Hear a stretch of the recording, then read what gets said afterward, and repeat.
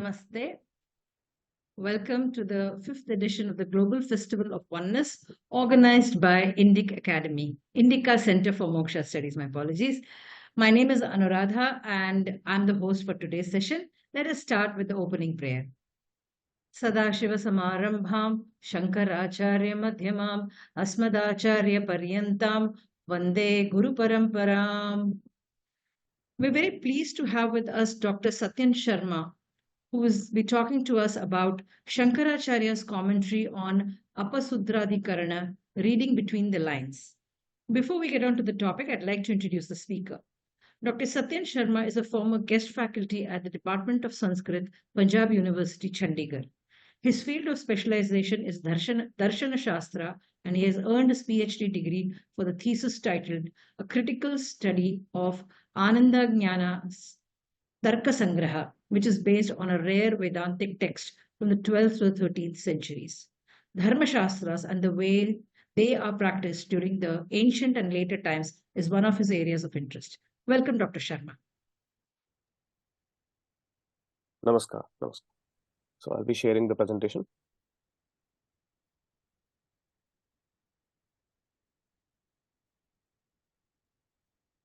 So is it visible? Yes, it's visible. Namah Shivaya.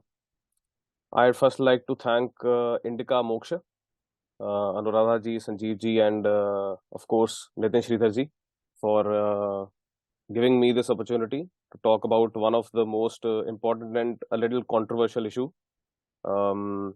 which is the Apasudradhikarana of the Brahma Sutra and Adi Shankaracharya's commentary on it. I have divided this presentation into 4 parts. Part 1 is a brief introduction to Brahma Sutra and some basics of Vedanta and Upanishads. Part 2 is, in part 2, I'll discuss Adi Shankaracharya's commentary on the Apasudradhikarana in detail. In part 3, I'll mention some excerpts from Acharya's speeches and books, the Acharyas from Adi Shankaracharya's lineage, and we'll see how Adi Shankaracharya's stance of the Apasudradhikarana and general stance on who is eligible for knowledge has an effect on the future Acharya's stances. And part 4 is the conclusion. So, brief introduction to the Brahma Sutra. First of all, what is Upanishad? So, in his Bhashya on the Brihadaranyaka Upanishad, Adi Shankaracharya says that Upanishad is technically Brahma Vidya. Upanishad is Brahma Vidya. But because Brahma Vidya cannot be directly taken out of nowhere, we have to have some text, some textual basis or some grantha. So the grantha where such Vidya is given or hinted at is also called as Upanishad. So there starts the term Upanishad in the sense of a grantha. Brahma Vidya is the destination. We must remember this. Brahma Vidya cannot be taken from a book or simply from a speech or simply from deliberation. It is a result of a lot of activities as prescribed by the Shastras for various people of various competencies. So the roads are various, but the destination is one, which is Brahma Vidya. And this point that Brahma Vidya is the destination and roads are various is very important to the interpretation and the practice of how Apasudradhikarana was understood by the future Acharyas in the Adi Shankaracharya's lineage. Now, what does Brahma Sutra deal with? First of all, in a very brief form as Sayanacharya, I'll also cite Sayanacharya in the next sections. He says in the Rigveda Bhashya Bhumika that Vedas deal with technically only 2 topics. Briefly, if we divide the whole of the Vedas into 2 topics, what they deal with is Dharma and Brahma. Purv Mimamsa deals with the Dharma part and the Uttar Mimamsa deals with Brahman. Brahma Sutra deals with the latter or the Uttar Mimamsa. It belongs to that. So there are 2 Mimamsas. Mimamsa itself means Pujita Vichara, or the deliberation or the respected deliberation or the proper deliberation in the meaning of what the Vedas say, to understand what the Vedas say and act accordingly. So what the Vedas say about Dharma is dealt with the Purv Mimamsa, which begins with Athato Dharma Jijnasa, And what it says about Brahma is taken to be Uttara Mimamsa, and Brahma Sutra belongs to this part. And the first sutra, as I've written, is Athato Brahma Jijnasa. So Brahma Jijnasa is the proper topic which Uttara Mimamsa or the Brahma Sutra deals with. And this Brahma Sutra is the Shastric basis of Vedanta. So we have Upanishads, which are the part of Shruti or Vedas. But when we talk of the Shastra, the Vedanta as a Shastra, we have Brahma Sutra as the primary text, because it discusses and deliberates a lot on what the Upanishads variously say, but they point to the one single entity. Brahma Sutras are divided into three main parts, adhyayas or the chapters. There are 4 chapters. Then in each chapter there are 4 padas, and then in each pada there are sutras. Sutras are very brief, and this is the very reason that we need commentaries to understand the meaning of the sutras. For example, the very first sutra, Athato Brahma Jijnasa, is made up of by Atah Brahma Jijnasa. Each word has been discussed in detail in various commentaries, and also, of course, in Adi Shankaracharya's commentary also. The Adhikaranas. Just a second. Yeah. Another division that you find in Brahma Sutras is that of Adhikaranas. It has been defined as a combination of 5 parts. Vishayo Vishayaschaiva Purupakshas Tatottaram Nirnayascheti Panchangam Shastre Dhikaranam Vidu. So there is first a topic, which is a Vishaya, then a doubt about or a varied opinion about that topic. Then there is Purvapaksha, or what the your opponent asserts. Then there is Uttarapaksha, what you believe in or what you think that that the right answer is. Then there is Nirnaya, after a lot of deliberation and vichar, a lot of pariksha, and presenting a lot of pramanas, and also examining the opponent's pramanas, what the opponent has provided. So the Nirnaya is the final verdict. Each Adhikarana deals with a specific topic and could contain 1 or more sutras. So there should be at least 1 sutra, of course.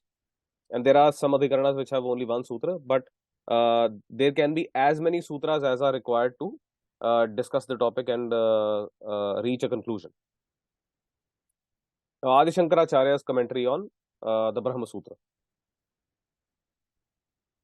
So the word sutra has been beautifully described, and its significance has been described by Adi Shankaracharya in 2 sentences, which I have found in 2 sentences. There could be other portions also. So Adi Shankaracharya says, Vedanta Vakya Kusuma Grathanarthatva Sutranam Vedanta Vakyani hi Sutrai Rudahritya Vicharyante. So basically, Brahma Sutras are meant for stringing together the statements of Vedanta or Upanishads or any Pramanic Shastras or the texts which talk about Brahma directly or indirectly. And these Vedanta statements are then taken up for vichar or deliberation based on the sutras. So each sutra is related to some or other Upanishadic statement or Vedantic statement. And from that sutra, those statements are taken out, seen, and deliberated. Why deliberation is required? Because seemingly in the first appearance, Upanishadic Vakyas or Upanishadic statements may seem to talk about various things and pointing in various directions, sometimes the very opposite directions. So when we talk about stringing together all of the Upanishadic statements, it also bridges the gaps. It also points towards one single entity, which is the meaning of, which is the tatparya of all the Upanishadic statements. Why is the deliberation of Mimamsa, or which are, as we say, required about Vedantic statements? It is because of it is an instrument of liberation. So once the vichar happens and a proper understanding has occurred, and also the various other upadeshas or the procedures have been followed, it leads to Brahma Vidya. There Brahma Vidya happens, and after Brahma Vidya there is nothing else which is required, and straight away liberation is attained. Sources of Vedantic statements, primarily the Shruti or the Ved. Then there are Smritis, and usually Itihasas and Puranas are also included, which is also a portion, which is also a fact which is related to the Apasudradhikarana's conclusion as per Adi Shankaracharya. But Bhagavad Gita itself is taken to be Smriti. Why Smriti? Because Smritis generally deal with dharma and adharma. What should we do and what should we not do? So, because Bhagavad Gita also and some portions of Mahabharata also deal with this issue of dharma and adharma, the do's and don'ts. So, these are included in Smritis also. So, Adi Shankaracharya has cited Bhagavad Gita as a Smriti mostly. So, this is also a source of Vedanta. So, these statements, these Vedantic statements, these Vedanta Vakyas are cited through the sutras and deliberated upon. I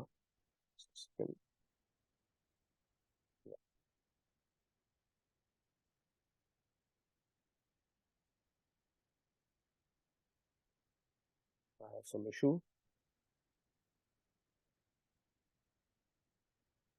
Yeah, I hope it is visible. Yeah. So now part 2, Adi Shankaracharya's commentary on the Apasudradhikarana. What is Apasudradhikarana? It is an adhikarana, first of all. So it has the 5 ingredients or the Vishaya, so on and so forth. And it is a very brief portion of 4 sutras. It is in the third part of the first adhyaya, sutras number 34 to 38. Now this, as the name suggests, it has a negative connotation. Apashudra. It is the word apa or the particle apa indicates some negation. So usually it is believed to be aimed at excluding Shudras from Brahma Vidya. Usually. And the adhikaran is a negative, is of a negative nature, and this also plays a part in Adi Shankaracharya's plan of the commentary on this adhikaran. Basics. So I'll divide the portions as per the ingredients of the adhikaran. So Vishaya. So I have consulted Anandagiri's commentary and also the commentary of Chit Sukhacharya. So they have specifically told what the Vishaya is, and so on and so forth. So the Vishaya or the topic of this adhikaran is Brahma Vidya. The Vishaya or the doubt is that are Shudras competent or eligible to attain Brahma Vidya or not? The Purv Paksha says yes. So this is a very basic. So do not go into I've not included all details in this brief portion. The details will follow. So the Purv Paksha says yes. What the Uttar Paksha says and the Nirnaya which is arrived at, I'll discuss it as we go on. You must note that generally the Uttar Paksha is the very opposite of Purv Paksha. But Adi Shankaracharya creates a little different scenario in this adhikarana. So the first sutra of the Apasudradhikarana is Shugasya Tadanadara Shravanat Tada Dravanat Suchatehi, the 34th sutra of the third part of the first adhyaya. Now, as I've said that commentaries are needed, this sutra marks the beginning of the Apasudradhikarana, but if you see the sutra itself, you cannot guess if this is the beginning of the Apasudradhikarana because the word Shudra is mentioned nowhere. This is why we need commentaries. So, various commentaries of various sampradayas take this to be the beginning of the Apasudradhikarana. Here the opponent basically says, so here some details.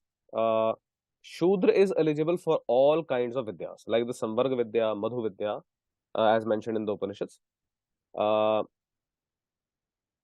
Here, vidyas, it has been used in plural, vidyasu, adhikrita, vidyasu, not just Brahma Vidya. So there is a turn in the Purva Paksha or the opponent's thesis. Generally, the opponent's thesis is that because the Vishaya is, or the topic is of Brahma Vidya, so the opponent's assertion is to be that Shudra is eligible for Brahma Vidya.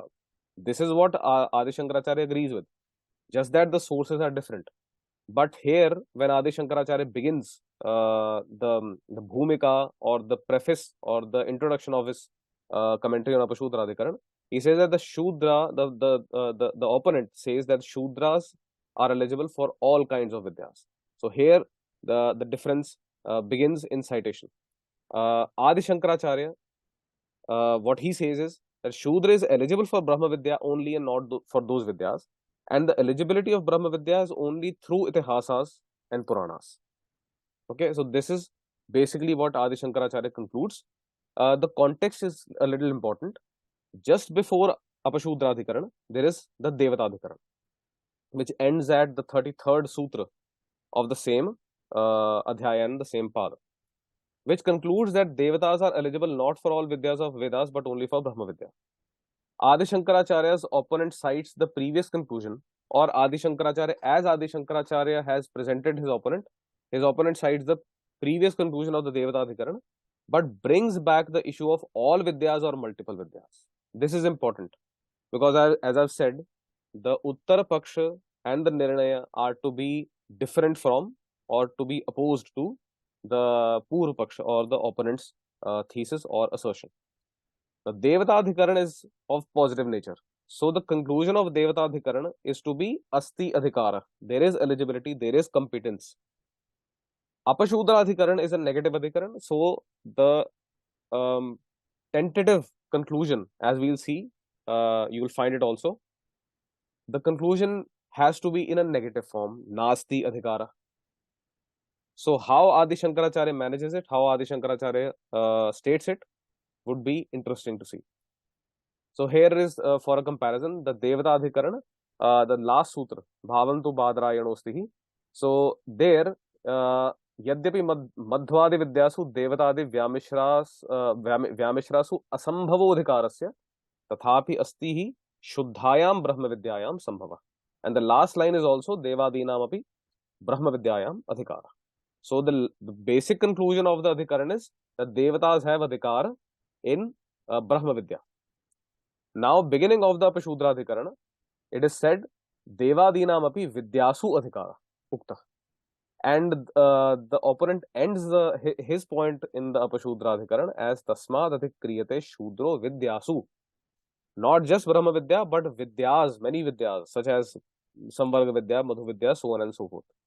So the citation has changed a little bit because, of course, Adi Shankaracharya will end this with stating indirectly, although indirectly, but he'll state that Shudras have Adhikar in Brahma Vidya.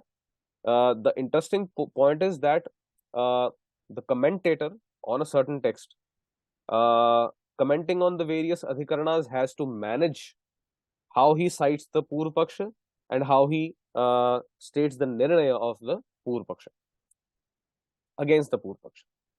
So the basic points put forward by the opponent. So there are technically only 2 points which the opponent has stated. The first is that the Veda, that is the Taittiriya Samhita, I have stated the statement of the Yajur Veda. It says that the Shudra is not eligible for Yajna. So the opponent says that Veda has itself directly prohibited Yajna for a Shudra, but similarly it has not prohibited Vidya for a Shudra. Shudro Vidyayam Anavakripta. Such a sentence, such a negation is not found in the Veda. So this is an evidence from absence. So there is no prohibition, there is absence of prohibition. So Shudra is eligible for Vidya.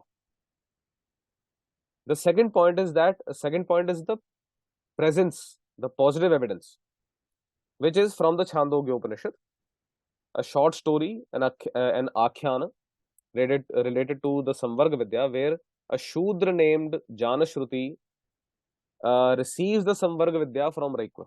So the Raikva who gives the Vidya has twice addressed Janashruti as a Shudra. So these are the 2 points. Adi Shankaracharya will deal with these points in detail. So Adi Shankaracharya's response to point 1, Shudra is not eligible for all Vidyas of the Vedas because the absence of Upanayana. So all the Vidyas of Vedas are only for those who have traditionally received the Upanayana, the Sanskaras, have followed the rules and regulations, have practiced everything, and then have learned the Vedas, understood their meaning, and then they can get into these Vidyas. Or they are eligible for these Vidyas in that particular scriptural format. So because Shudra has no Upanayan, Upanayan is only for the first three Varnas, and in such a case, Shudra is not eligible for all Vidyas of the Vedas, the Vedartha, basically. The statement of negation of Yajna or ineligibility of a Shudra for Yajna also tells about the ineligibility of a Shudra for Vidya, because both have a common Nyaya or a common format or a common basis.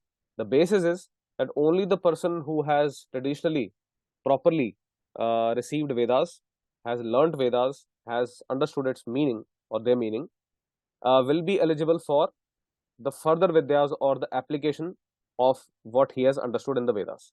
Vedartha. So one is Dharma and the other is Brahma. So when it comes to Dharma, there also you need Vedadhyayana before entering into the Dharma Jijnasa, and here also. Notable, the statement of Taittiriya Samhita does not speak of this as the cause for Shudra's ineligibility for Yajna. Instead, it states this, that Shudra is not born after a Devata. I'll show the excerpt in the next slide.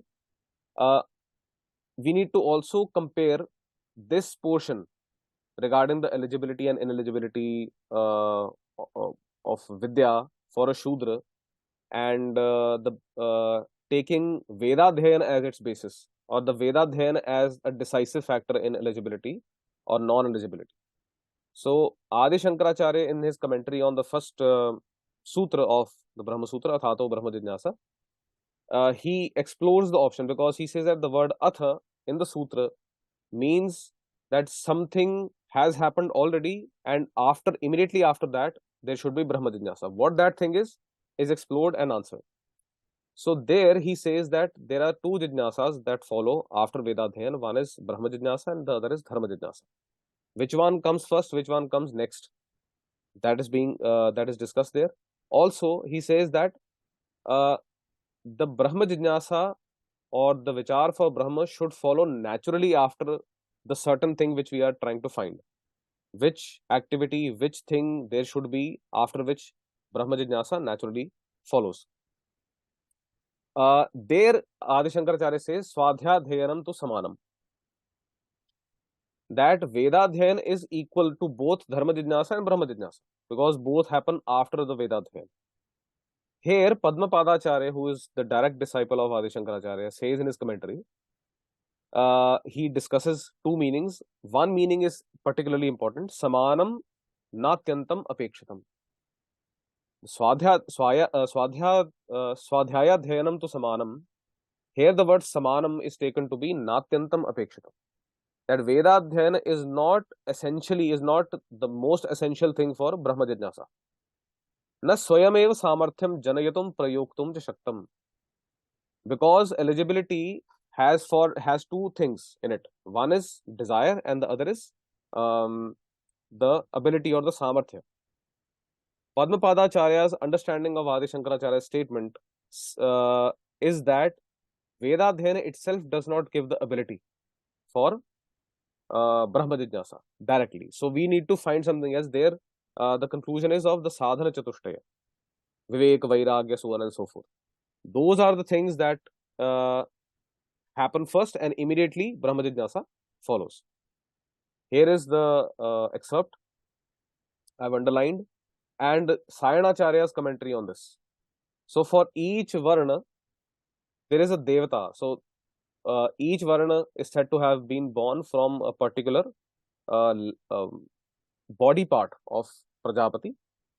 So for each Varna, there is a corresponding Devata which is born from the same portion. But for a Shudra, there is no Devata that is born from the same portion. And as Adi Shankara, as Sayanacharya says, Padatona kachit devata srishta tasmat devatam anusrijyatva bhava chudro yajne pravartitum na yogya. So he states another reason as per this. So this is an interesting portion to explore. Next point is that about eligibility. Eligibility consists of two things, as I've said: desire and ability. If I desire something, if I desire to achieve something, but I don't have the ability, it makes no sense. It makes no difference. If I have the ability, but I have no desire to attain that particular thing, it again leads to nothing. So Adi Shankaracharya recognizes two kinds of ability regarding the learning of Vedas.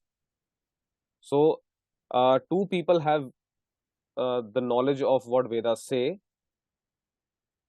Both of them have resorted to different methods of learning Vedas. One has taken the scriptural method, which is via Upanayan and the Vratas, living with the Guru, learning Vedas from his recitation, understanding them in a proper traditional manner. The next is the non-scriptural method, which is a Laukik method, which is very prevalent today even in the Sanskrit departments of various universities, where there is no sanskar happening, where there is no vratas that are to be followed, the scriptural vratas, and then the adhyana happens. All those methods which are today popular as methods for learning things, reading books, hearing lectures, those are Laukik methods, right? So Adi Shankaracharya recognizes two kinds and says that only the study which happens as per the scripture, that is, the Vedic study that happens via Upanayan and Vatas, makes one eligible or competent for the various Upanishadic Vidyas. Vachaspati Mishra and Anandagiri on this portion comment that the non-scriptural method includes reading the written Vedas and Upanishads. Most of us resort to these only these days. Vachaspati Mishra says that the knowledge which is gained through these Laukik methods won't lead to liberation. So there is a certain X factor that is added to the scriptural, the knowledge gained through the scriptural method, be it hearing the Itihasas and Puranas, or be it hearing and learning the Vedas. So there is an X factor which is added there, and that makes that Vidya able enough to lead to the result, which is liberation. So the Laukik method does not lead to the liberation. Shastric method does. So reading Vedas is not prohibited as such, just that it does not help when you are looking for liberation as the final result. Here is Adi Shankaracharya's statement and Vachaspati Mishra's statement also. Pustakadi patita swadhyaya janya arthavabodha shudranam phalaya kalpate. That is Vachaspati Mishra's statement in brief. Adi Shankaracharya's response to point number 2. He says that the word Shudra, which is mentioned in the Chandogya Upanishad 4.2.3, in the story of Janashruti and Rikva, is not the Jati Shudra or the literal meaning of the Shudra, that is the Varna, the fourth Varna. The Sutra 1334, Shugasya Tadanadara Shravanat Tadadravanaat Suchatehi, gives the etymological meaning of the word Shudra, which is basically the one who has become sad on account of knowing his ignorance. This is related to Janashruti's being called a Shudra by Raikva twice in the Akhyana, in the story. It must be noted that in his own commentary on this portion of the Chandogya Upanishad, Adi Shankaracharya gives yet another reason for such usage, which is that Janashruti reached Raikva for knowledge in lieu of wealth instead of service or Shushrusha, just like a Shudra. Here is below the screenshot below. Shudravadva dhanenaiva enam vidya grahanaya upajagama nacha shushurushaya natu jatyaiva shudra. So he gives another reason. First he mentions the reason as mentioned in the sutra, then he gives this reason. And the purpose of the story is also that vidya can be taken via giving some a portion of a wealth or some riches, and one needs to be faithful, one needs to be not arrogant, one needs to be very humble in this sense. This is the reason why this Akhyan is said, it has been stated. And I'll share the Anandagiri's commentary on this portion also for exploring the direction in which the Akhyan is taken. In the next sutra, it is stated that Janashruti was not just not Shudra, but he was actually a Kshatriya. In a very complex derivation, in a very complex inference, it is established that Janashruti was a Kshatriya. How? In the same Samvarga Vidya, there is a person called Abhipratari who has been talked about in the same portion or in the same part of the Vidya, of the Samvarga Vidya. Who is a Kshatriya? Because he accompanies a person of Kapi Gotra, a Kapeya, who probably is his Yajak, because in Tandya Brahman, it is said that Chitra Ratha had Yajakas of Kapi Gotra and the ritual begat Chaitra Rathi, who was a Kshatrapati. So, through this derivation, based on the Yajakas of Kapi Gotra, it is established that Abhiprataran was a Kshatriya, and because Abhiprataran is mentioned along with, or not technically along with, but in the same Vidya, Janashruti is also Kshatriya. Usually, the descendants of the same family become Yajakas or the descendants of the same family of Yajamanas. So, there is a parallel system between Yajamanas and Yajakas, each generation. Also, usually, those of equal status are spoken of in the same Vidya. So, Janashruti and Abhiprataran are spoken of in the same Samvarga Vidya. So, both should be Kshatriyas. An additional reason, the question is, can we be 100% sure? Why I'm asking this question is because Adi Shankaracharya himself has used the word prayena, which means usually or mostly, twice in his argument in this on this sutra. It implies that it is highly likely that Janashruti was a Kshatriya. This is the reason why Adi Shankaracharya gives another reason for his Kshatriyatva, which is that Janashruti sent his charioteer for finding Raikva, so on and so forth. He also gave dan of villages to Raikva, gave his daughter in marriage to Raikva. So there are a lot of things which in totality make him seem, or it is highly possible, or it is better possible if he was a Kshatriya. So in this sutra, he is told to be a Kshatriya, not just that he was not a Shudra, but that he was a Kshatriya. Now the connection between knowledge and sanskaras in the next sutra. In this sutra, it is said that various portions of Upanishads where Samvidya is being bestowed on someone, multiple sanskaras like Upanayana have been stated.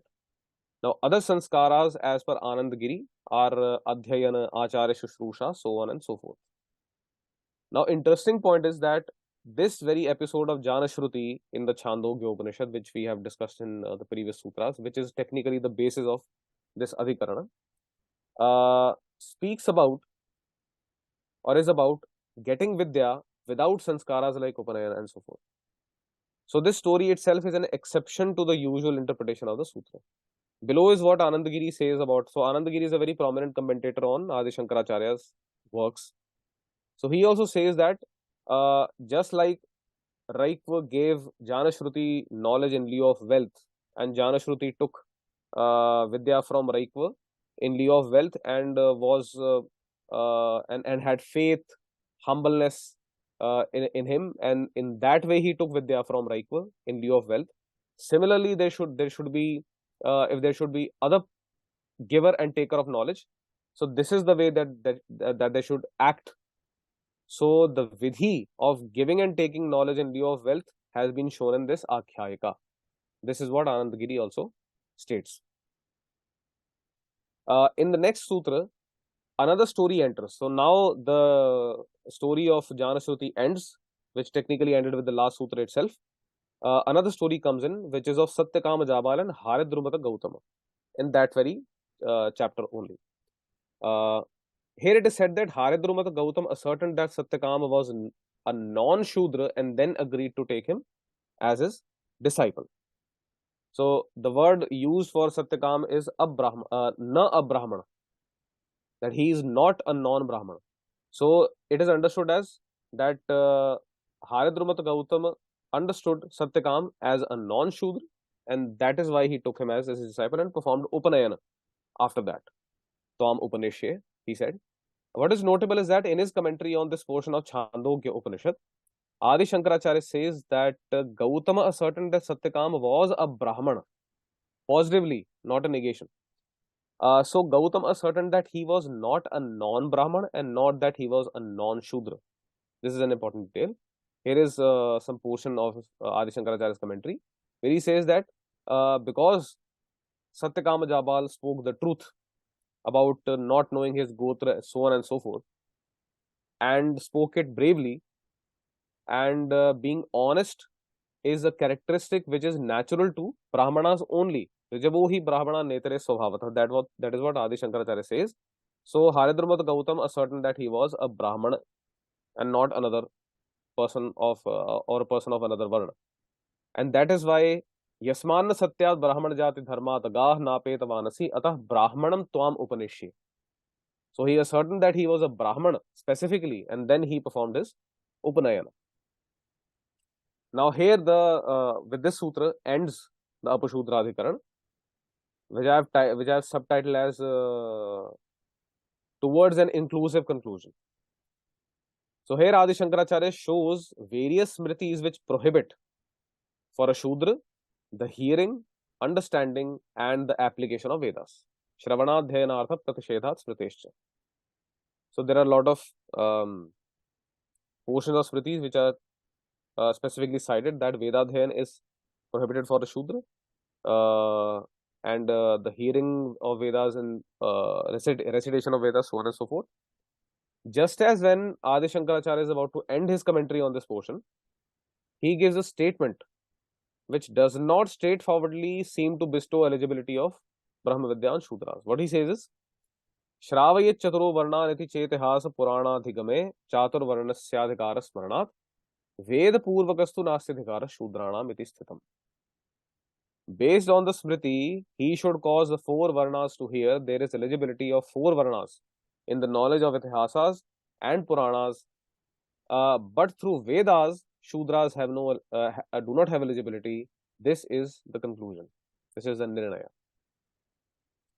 So the question is, as I'll show that the tradition believes that with this sutra, Adi Shankaracharya has declared that Shudras also have adhikar in Brahma Vidya, but through other sources other than Vedas. Why has not Adi Shankaracharya directly stated Itihasa Purana Dwara Asti Adhikara Shudranam? The Shudras have adhikar via Itihasas and Puranas. Why did he not say technically? Because in this whole sentence, you do not see Shudra Syadhikar. You see Chatur Varna Syadhikar. Not directly in that sense. The absence of a direct statement of eligibility is important. As I've stated, Apasudradhikaran is a negative adhikaran. It should end in a negation. So here, the word Apashudra, so the negation should be for a Shudra. So Adi Shankaracharya does not directly declare it, but implies it very finely. Sources of Brahma Vidya for Shudras, sources of Brahma Vidya for Shudras, and so forth, and others as who are clubbed with the Shudras. The sources are Itihasas and Puranas. Important point here is that Adi Shankaracharya says that all Varnas have eligibility for the knowledge or adhigama of both these scriptures, and not merely for listening to them being recited. Although it says that Shravaya Chaturo Varnan, that one should cause all the Varnas, all the 4 Varnas to hear Itihasas and Puranas, the meaning taken by Adi Shankaracharya or understood by Adi Shankaracharya of this is that all Varnas have eligibility for the knowledge and not merely the recitation. This interpretation of this verse by Adi Shankaracharya is similar to that of Kumaril Bhatta in his Tantra Vartik, who says that mere listening does not confer the benefit. Hence, the injunction is about the knowledge of dharma, artha, kama, and moksha. The moksha one is related to the Brahma Vidya, etc. from Itihasas and Puranas. So it is about knowledge and not merely listening to them. Implications. Itihasas and Puranas also contain Vedic excerpts. Puranas also contain Mahavakyas and even Vedic mantras. Okay, so the very even the very strict interpreters of the rules and regulations of Varnas and their adhikaras in hearing Vedas and so on and so forth say that these excerpts or these portions of Vedas which are found in Itihasas and Puranas, so on and so forth, can be traditionally heard and understood by everybody. Hence, in his conclusion, Veda Purvakastu Nastyadhikara Shudranam, the word Veda Purvaka should be better understood as Vedadhyayana Purvaka or via Vedadhyayana or the traditional study of the Vedas, or Veda Purvam Pradhanam Yasya Sa Veda Purva Veda Purvako. in this second meaning, it implies that Vedas are not the primary source of Brahma Vidya for Shudras.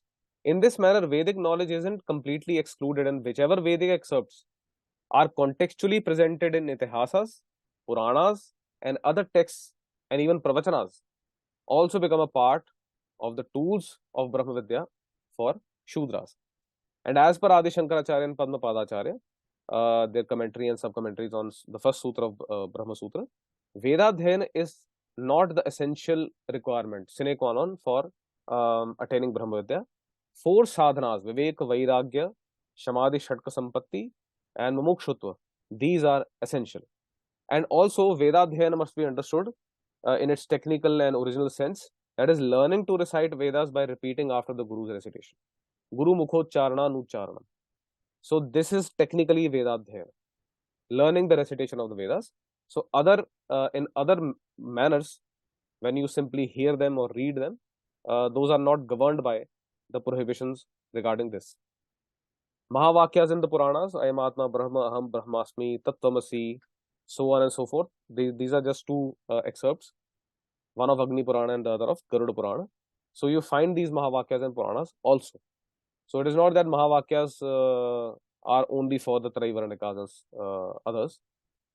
Veda mantras in the Puranas, on the left side in the Padma Purana, you can see the Gayatri mantra, and on the right you can see other mantras as mentioned in the Garuda Purana, Veda mantras. My take on Adi Shankaracharya's commentary on Brahma Sutra, of course, on Apasudradhikarana specifically. Adi Shankaracharya maintained the negative character of the Adhikaran, as was the tradition and as the name has been given to the Adhikaran is negative. He placed clues for the reader to notice his own opinion about stricter exclusionary interpretations. Beyond the Apasudradhikarana, he agrees that knowledge meant for liberation is prohibited for none. And this portion will be mentioned again when I'll mention Sringeri Shankaracharya's Bharati Tirth Mahaswamiji's interpretation of those particular sutras, which I'll be briefly mentioning in the next slides. The traditional point of view of Apasudradhikarana being negative, Adi Shankaracharya accomplished 2 things. First, he did not transgress the traditional point of view of the Adhikaran, which is negative. But he also managed to state Adhikar of Shudras at the end in a seemingly negative statement, or a very non-inclusionary statement, an indirect statement basically. The clues which he gives is these. He states the conclusion of the Devata-dhikarana with a difference, changes Brahma Vidya to multiple Vidyas. He makes the opponent say that Vedas do not explicitly prohibit Vidya for a Shudra. Adi Shankaracharya extends the Yajna prohibition to Vidya prohibition via a common Nyaya, which is different from the source text of the former. Adi Shankaracharya adds an optional reason for Janashruti being called a Shudra in his commentary on Chandogya Upanishad, which suggests that Shudras did approach Brahmanas for knowledge.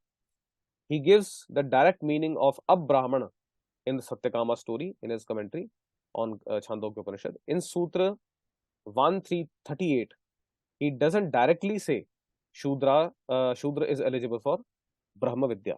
This is very important. This is the reason why I made this presentation. I chose this topic.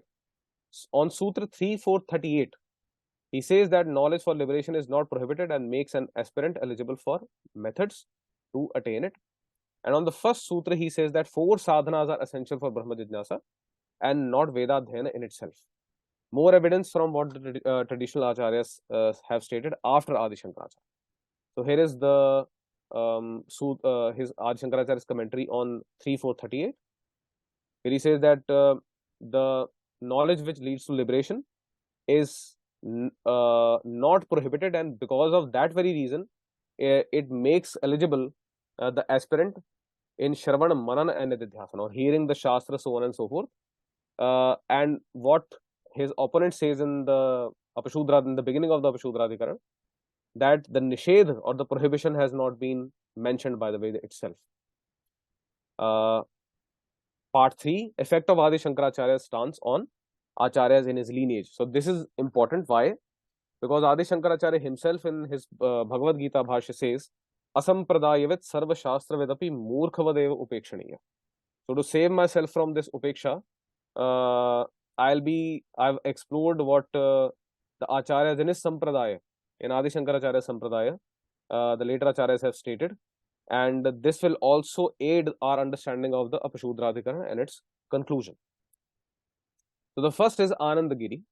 He was probably the Mathadhipati of Kanchi Kamakoti Matha, and he is one of the most prominent commentators on Adi Shankaracharya's works.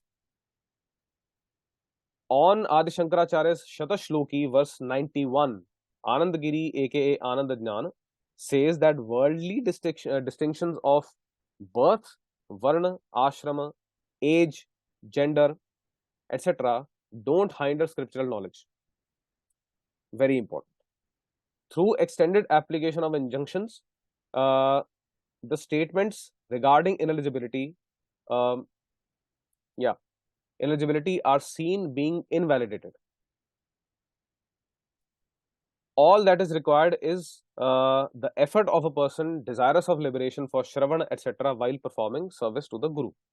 So here also, it is said that Shastriya Jnana is prohibited for none, so long as the person desires liberation, has the four sadhanas, the differences of gender, of varna, ashrama, so on and so forth, do not hinder the achievement or the becoming of knowledge, or the Brahma Vidya, which is the topic of Advaita Vedanta. Then there is Swami Vidyaranya of the Sringeri Math, Shardapit. In his Brihadaranyaka Vartik Sar, he concludes that one who desires to know Brahman is eligible for Brahma Vidya. Swami Vidyaranya also states that all humans who possess Shama, Dama, and other inner qualities are eligible for a Brahma Vidya through Puranas, if not through Vedas. In another portion of the same text, he says that Adi Shankaracharya has accepted a certain kind of sannyas for women and Shudras. Right? What kind of sannyas? Of sarva karma phala tyaga. Of this form, the sannyas has been accepted by Adi Shankaracharya, even for women and Shudras. Why? Because this sannyas is a cause of knowledge. Vidyanga. Then there is Sadanand Yati in his Vedanta Sar. He defines Vedanta in two forms. One is the primary Vedanta, which are the Upanishads, and then there are secondary texts of Vedanta, or the secondary Vedanta, which are based on Upanishads, or which state statements of Upanishads. Also, as per Nisimhashrama, Sadanand is taken to be saying that the Adhikarin, or the eligible candidate, or the competent candidate for Vedanta, should have accomplished traditional study of Vedas in this or the previous birth. Asmin Janmani Janmantareva. As per Ramatirth, Sadanand, Ramatirth is another commentator. As per him, Sadanand says that the Adhikarin should have performed the actions like Nitya, Naimitya karmas in this or previous birth.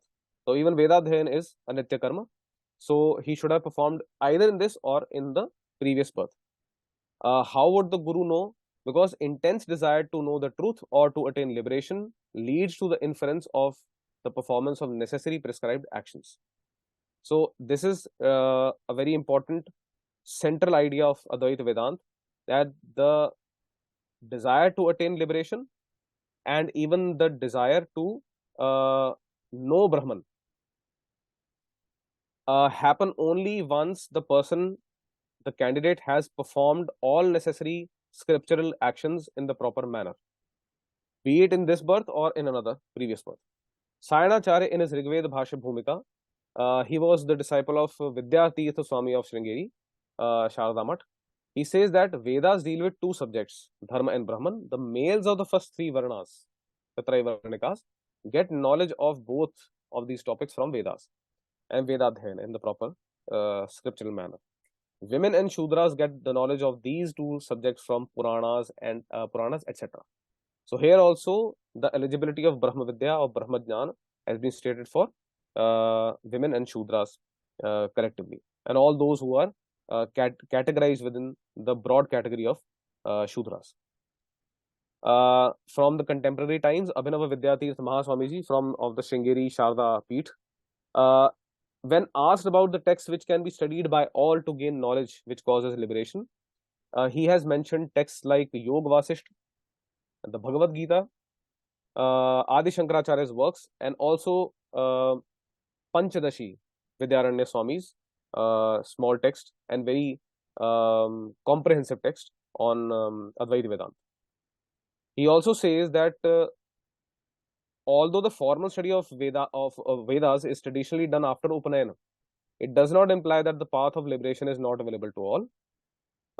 He again suggests Yoga Vasisht Vichar Sagar, which is a Hindi text, for attaining such knowledge of Vedanta. He says that all can study such works and acquire jnana. Everyone is competent to get jnana. Shankara Bhagavadpada has stated this conclusively. Again, this relates to the complete interpretation of the Sampradaya, how it understands the eligibilities and other things regarding Brahma Vidya, and also specifically of the Apasudradhikarana. He also says that all can read and benefit from Puranas, Ramayana, and other such works. Further, he says that just as Upanayan is a prerequisite to perform a Vedic yaga, to attain Vedantic knowledge, possessing the four qualities, Vivek, Vairagya, and so forth, is a prerequisite. So, Upanayan and Vedadhyan and so forth is not the very necessary condition for Brahma Jnana. He also says that Adi Shankaracharya wrote books like Vivek Chudamani and so forth for those who aren't well versed in the Shastras. It is to be noted that Panchadashi and Vichar Sagar, which are for all, and also the Puranas, which is can be read by all and be benefited. These texts contain Shruti Vakyas or Veda Vakyas. So these can also be read by everyone and they can benefit from them. Bharati Tirth Mahaswami has directly talked about the Apasudradhikarana. Veda Purvakastu Nasti Adhikara. He says that Adhikar does not mean power or authority. It means competence. So what it means that for Shudras, learning Vedas is not a necessary condition to get jnana. So they can get this jnana by consulting Puranas, Itihasas, etc. Also, on the Sutras 3, 4, 36 to 38, the Sutra number 38 I had mentioned in a screenshot in the previous slides. He says that there are other methods of getting mental purity. If you are not eligible for Vedic sacrifices and other rituals, you can perform the repetition of a mantra which is given to you by a guru, or the basic mantras which are available to everybody. Fasting and worship of God. These methods do confer mental purity and can be resorted to by all. And so everybody through this path is eligible for Shravan, Manan, and Nididhyasana. Right? So there is no barrier. The barrier is only regarding competencies from the point of view of the desired result. So these methods, repetition of a mantra, fasting, worship of God, these methods are available to everybody, and everybody can resort on their own to these methods. He also states that regarding Raikva, this was the case. He was not eligible for these rituals and sacrifices because he was unmarried and so forth. And he also had resorted to such methods. Nisharanand Saraswati Swami of Govardhan Peeth, Puri, he also says that Vedanta is of two types. Vedanta technically means Upanishads, but there are other texts which mention excerpts of Upanishads and talk about the same Brahma Tattva. Those also can be called as Vedanta. So this is an answer for a question posed by a girl, by a young woman. So he then suggests the non-Upanishadic works of Vedanta, such as Panchadashi, Vedanta Paribhasha, Sutra Samhita with Madhavacharya's commentary, and the 11th canto of the Bhagavad Purana. Most of these works have quotations from Upanishads and other Vedic texts. On hearing and understanding Vedas, this is important from the practice and of the Acharyas, how they have given opportunities to all people. So in his various Anugrah Sandeshas during the Krama Parayana of Yajurveda in the year 2021, Shri Vidhushekar Bharati Swami of the Sringeri Sharda Peeth, he said that all astikas will earn punya by hearing the Vedic chanting in those days. It was a 45-day long exercise. He Dr. also Sharma, I just explained. wanted, Dr. Yeah, Sharma, I just want to interrupt. We have 5 more minutes left, so yeah, just let yeah, us. yeah, absolutely. Uh, he has also explained in detail a few excerpts from Vedas and Sandeshas in his Sandeshas. In one of them, he only stated a restriction regarding the chanting of Vedic mantras. Shri Avimukteshwaranand Saraswati Swami of the Jyotish Math, Jyotish Peeth, he also stated that the only restriction is regarding the chanting of the Vedic mantras. So such excerpts can be read and one can attain benefit by reading them and understanding them. Propagation of Vedant for all. So in relation to the Shringeri Math and also the Kanchi Kamakoti Math, there are two organizations related to the Shringeri Math. There is the Aham Brahmasmi Foundation, which has been organizing Vedanta retreats, where all can learn basics of Vedanta from traditional scholars. Then there is Brahma Vidya Foundation under the auspices of Shri Vijayendra Saraswati Swami of Kanchi Kamakoti Peeth, where Shri Karthik ji teaches Vedanta for all, irrespective of the distinctions. The conclusion. I'll sum up all that I've presented in the presentation. Various roads to one destination, that is Brahma Vidya. Brahma Vidya is one destination. There are various methods and modes as per individual competencies which lead to Brahma Vidya. And we have to trust the scriptures in that area. Adi Shankaracharya partially agrees with his opponent that Vedas do not make Shudras ineligible for Brahma Vidya. Adi Shankaracharya makes his stance clear only in the last two statements in his commentary on Apasudradhikarana, where the last statement should be interpreted as this: for Shudras' study of Vedanta, Upanishads or Vedas do not form the primary source. Hence, Shudras and the like do have access to the traditional study of Upanishadic excerpts as cited in the secondary texts of Vedanta. The Laukik method recognized by Adi Shankaracharya and explained by his commentators means that anyone can study Upanishads by reading. The only point is that the prohibitions and prescriptions, this is important, these tell that which method will lead to liberation and which won't. So if one desires liberation, one has to follow the prescriptions and prohibitions. Adhikar does not mean power or authority, but competence from the point of view of the desired result. Curiosity regarding Brahman itself evidences the performance of prescribed rituals in this or previous lifetime. Any human who has 4 sadhanas or 6 qualities is seen as eligible for Brahma Vidya. Adi Shankaracharya's commentary on Apasudradhikarana must be studied in the context of his commentary on the first sutra of Brahma Sutra and the sutras 3, 4, 36 to 38, his commentary on the Upanishads, his Prakaran texts, and the texts and statements from the later Acharyas from his tradition. So, when read in context, its full meaning can be understood. And with this, I end my presentation. Thank you so much for the opportunity. Namah Shivaya.